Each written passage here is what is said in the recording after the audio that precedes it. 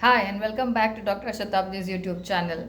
So, today I'm going to talk about freelance medical writing because I have been into this field for the last over 6 years now, and I have worked independently as a freelance medical writer for the last almost 4 years.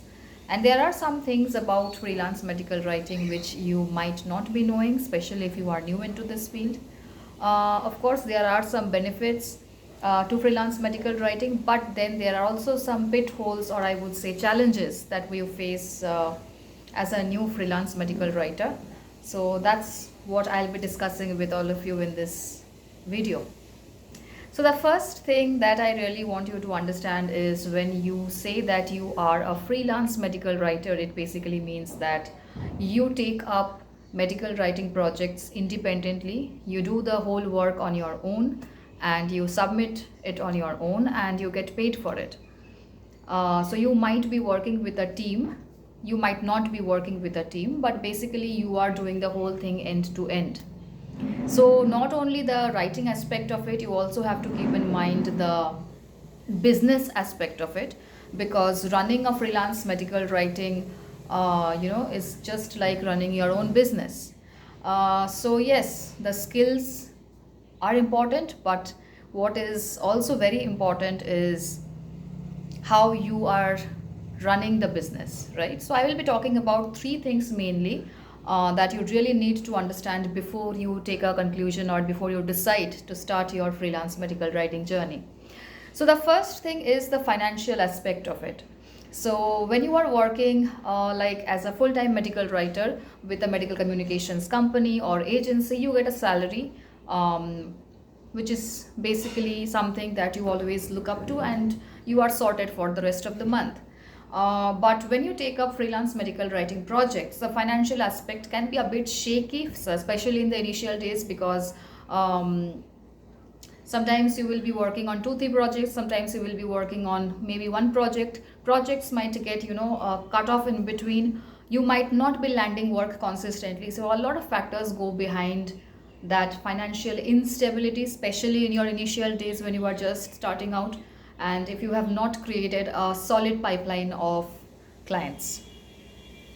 The second aspect that I would really want to talk about is whether you are confident of your skill sets or not.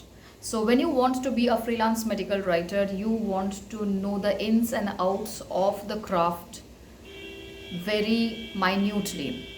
So think about it, like if you have taken up a project as an independent contractor, and if you are not able to finish it, or if you are not able to meet up to the client's standards or needs or demands, then basically that particular client might not be reaching out to you with the next project. You might lose that client, you might even lose that project, right?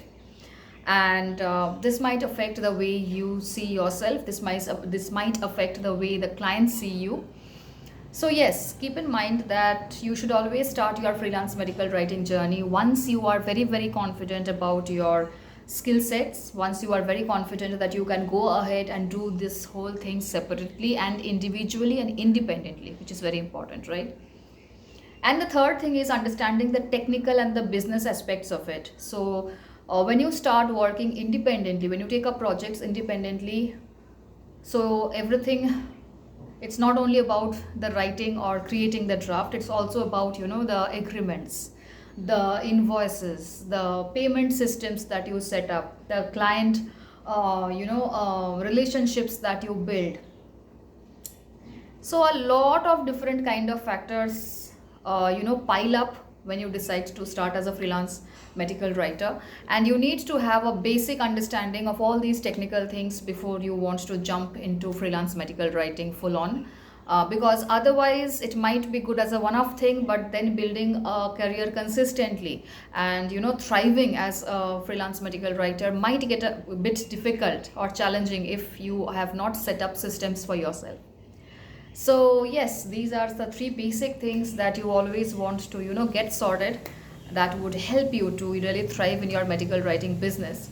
Just for some context, I started off with a full time position with a medical communications agency in my initial days. I did that for 2.5 years before I was confident enough that right now I can do the work independently. I don't need any kind of support. And of course, I might be working with a team, that is a different kind of support, but I had that confidence that I can go ahead, take up a project, complete it, and get it done, right? Get the work done.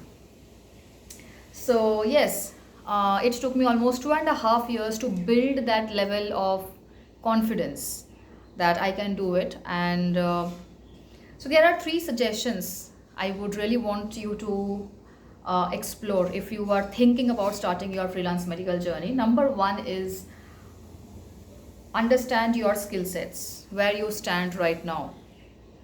Okay, can you deliver a project on your own? Are you ready to take up a project and get the work done? Right, that is the first thing that you should assess for yourself. The second thing that I would suggest is you start taking up freelance medical writing projects on the side, just to understand if you can go ahead and do it, right? Once you understand that yes, you can go ahead and do it on your own, then you can think about taking it up as a full-time career. And the third thing is get your finances sorted.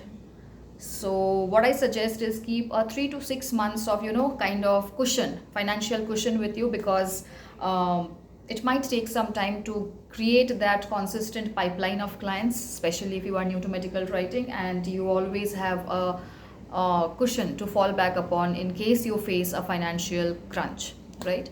So yes, these are the three things that might help you make the path smoother as you start your freelance medical journey. I wish you all the best. I'll see you on the next video with a new topic on medical writing. Till then, take care and bye.